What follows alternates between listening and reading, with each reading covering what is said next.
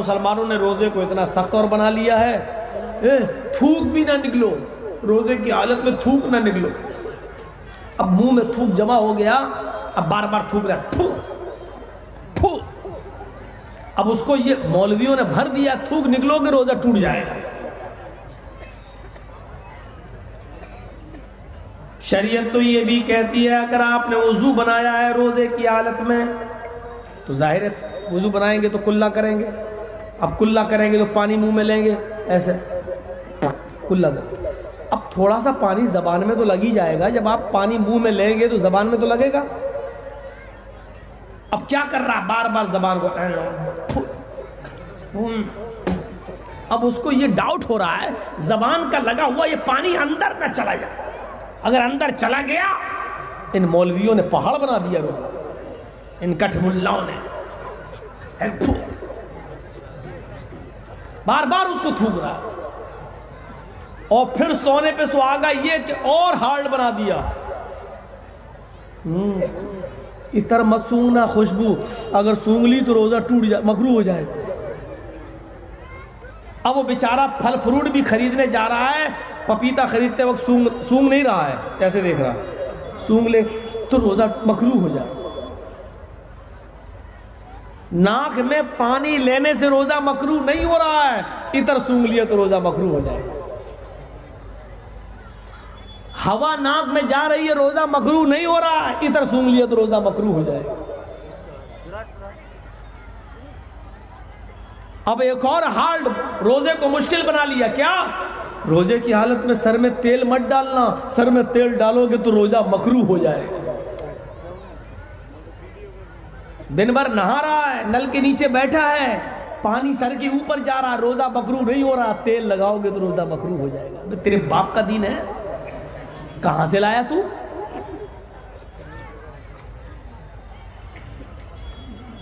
ایک اور مشکل، آنکھ میں سرما نہیں لگانا، آنکھ میں سرما لگاؤ گے تو روزہ مکروہ ہو جائے۔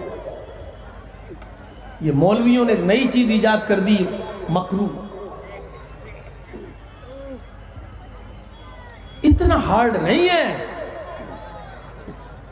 روزے کی حالت میں آپ ٹوتھ پیسٹ بھی کر سکتے ہو، کیونکہ آج مسواک کی جگہ پیسٹ نے لے لی۔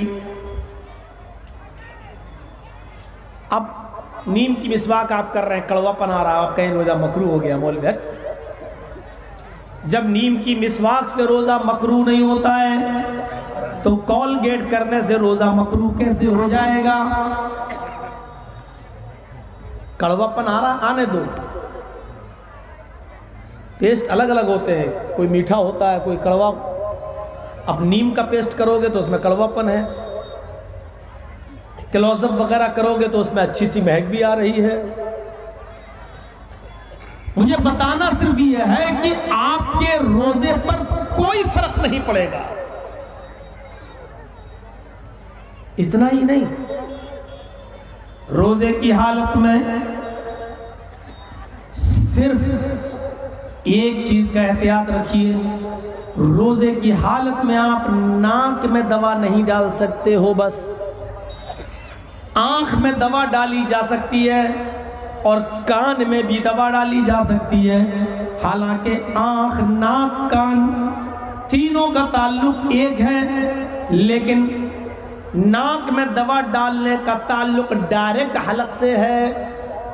جیسی آپ ناک میں دوا ڈالیں گے اس کا کڑوا پن فوراً آپ کے حلق میں محسوس ہوگا۔ جس کا ڈائریکٹ تعلق آپ کے حلق سے ہے وہاں رکاوٹ ہو گئی، آپ صرف ناک میں دوا نہیں ڈال سکتے ہو، لیکن آنکھ میں دوا ڈالی جا سکتی ہے اور کان میں دوا ڈالی جا سکتی ہے۔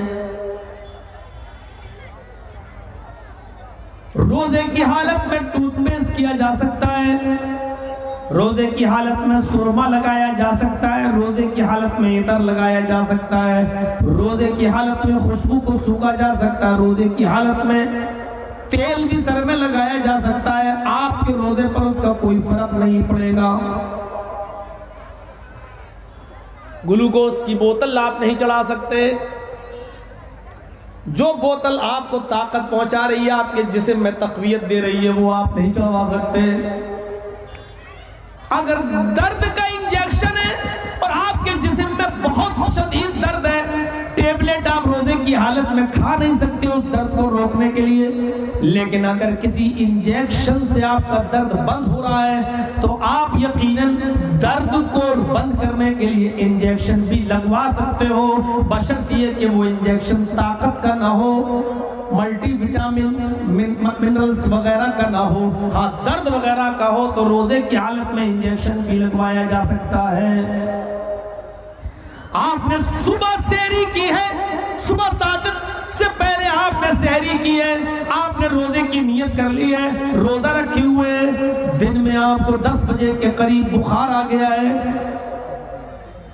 ڈاکٹر نے چیک اپ لکھ دیا ہے کہ یہ بخار معلوم کرنا ہے کس چیز کا ہے، ڈینگو تو نہیں ہے، ملیریا تو نہیں ہے۔ آپ اگر کمزوری محسوس کر سکتے ہیں اور روزہ پورا کر سکتے ہیں تو کر لیجئے، اگر بہت زیادہ کمزوری ہو رہی ہے تو آپ روزے کو توڑ دیجئے اور اس روزے کو بعد میں پورا کیجئے، لیکن آپ کے اندر روزے کی طاقت ہے، ہم رکھ لیں گے، کوئی ہمیں پریشانی نہیں ہے، تھوڑی بہت کمزوری ہم برداشت کر لیں گے تو بہتر ہے کہ اس کو پورا کر لیا جائے۔ لیکن اب ڈاکٹرز نے چیک اپ لکھ دیے ہیں، آپ کو بلڈ چیک کرانا ہوگا، ڈینگو معلوم کرنا ہے، ملیریا معلوم کرنا ہے، تو بلا شک و شبہ آپ روزے کی حالت میں اپنے باڈی سے، اپنے جسم سے 2 ml 3 ml بلڈ بھی نکلوا سکتے ہو، آپ کے روزے پر کوئی فرق نہیں پڑے گا۔ السلام علیکم ورحمۃ اللہ وبرکاتہ۔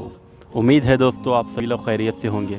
دوستو اب سے کچھ ہی دنوں کے بعد ہمیں رمضان کا مبارک مہینہ اللہ سبحانہ و تعالیٰ کے فضل و کرم سے نصیب ہونے والا ہے۔ اللہ سبحانہ و تعالیٰ سے امید ہے کہ ہمیں اس رمضان کی ساری برکتیں، ساری رحمتیں ہمیں نصیب ہوگی انشاءاللہ، اور اللہ سبحانہ و تعالیٰ سے دعا ہے کہ اللہ سبحانہ و تعالیٰ ہماری ساری نمازیں، سارے روزے اور ساری عبادتیں اپنے دربار میں قبول کرے، آمین یا رب العالمین۔